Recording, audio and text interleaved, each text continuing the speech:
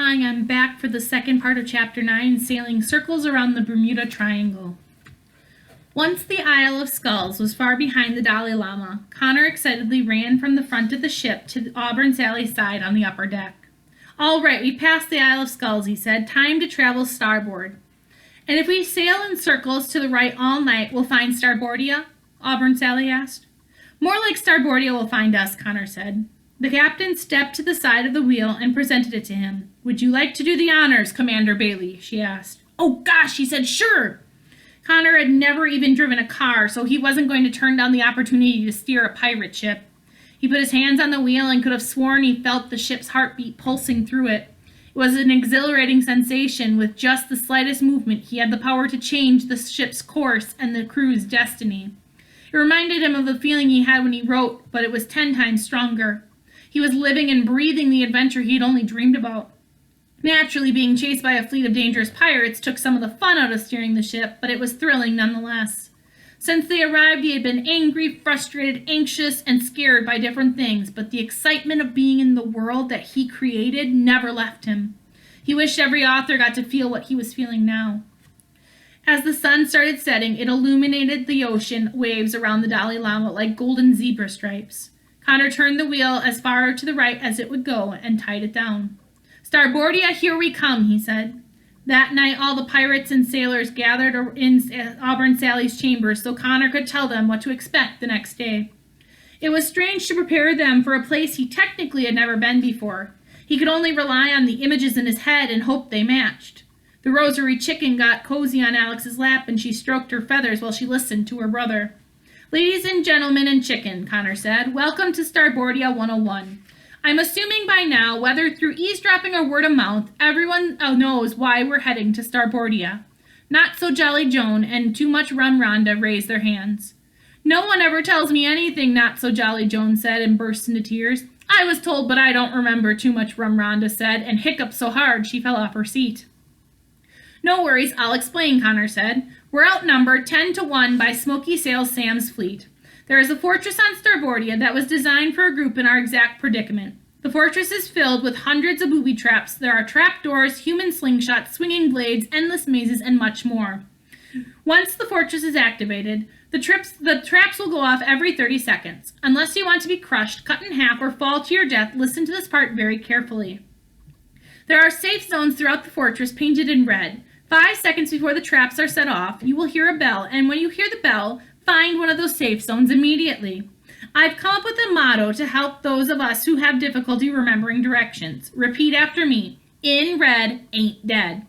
In red, ain't dead, the pirates and sailors repeated. Very good, Connor said. Now once we're on the island and find the fortress, we have to wait until all of Smoky Sails Sam's men are inside before we can activate it. The fortress sort of works like a clock. A very heavy net of boulders pulls on gears located at the top which turn and operate all the booby traps. Then it is held up by 21 ropes and need all 21 ropes to support it. Once one of these ropes is cut, another rope will snap under pressure every 30 seconds, causing the net of boulders to drop a little lower, which pulls on the gears and activates the booby traps. Does this all make sense? The pirates and sailors stared at Connor like he was speaking another language. Even Alex was having a hard time following along. Those are just the logistics, in case anyone was wondering, Connor said. There's only one thing you have to remember, which is, in red ain't dead, the pirates and soldiers said in unison. They were very proud of themselves and looked like dogs expecting treats. Great, Connor said. Everyone break a leg tomorrow. No offense, Somersault Sydney. None taking, the legless pirate said. As the Dolly Llama sailed in large starboard loops around the Bermuda Triangle, the pirates, sailors, and the twins went to bed to rest up for the following day. In the sleeping quarters below decks, rows of white hammocks were hung from ceiling to floor, and it was chilly down there, so Alex and Connor were thankful their mom had packed sweatshirts for them. The hammocks swung with the sway of the ship and were very relaxing. Soon the pirates and the sailors fell asleep. Their snores were so loud the twins were worried the sides of the ship would burst open. Alex glanced down at the hammocks below her to see if Connor was still awake. Oh, good, you're up too, she said. I don't think the dead could sleep through this, he said. Are you nervous about tomorrow, she asked. A little bit, he said with a long sigh. I just hope all of it works out so the trip here hasn't been for nothing. Alex could sense the doubt in his voice, and she felt a little guilty. Had she been more supportive and encouraging in the beginning, he probably wouldn't be so cynical. Everything is going to be fine, Alex said. You're a great author, Connor. I keep forgetting to tell you how impressed I am by all this. Every beat of your story is so well thought out and entertaining. The more it unfolds, the more intrigued I become. I can't wait for you to write your first book. There are millions of little Alexes and Connors around the world who are going to love it. Connor was touched by his sister's words. It meant a lot coming from her, since he was convinced she had read every book in the world. Thanks, Alex, he said. I would have never met Jack and Goldilocks if it weren't for you, so thanks for supplying all the inspiration. But think of everything you came up with all on your own, she said. You would have done just fine without me. I wish I had your imagination.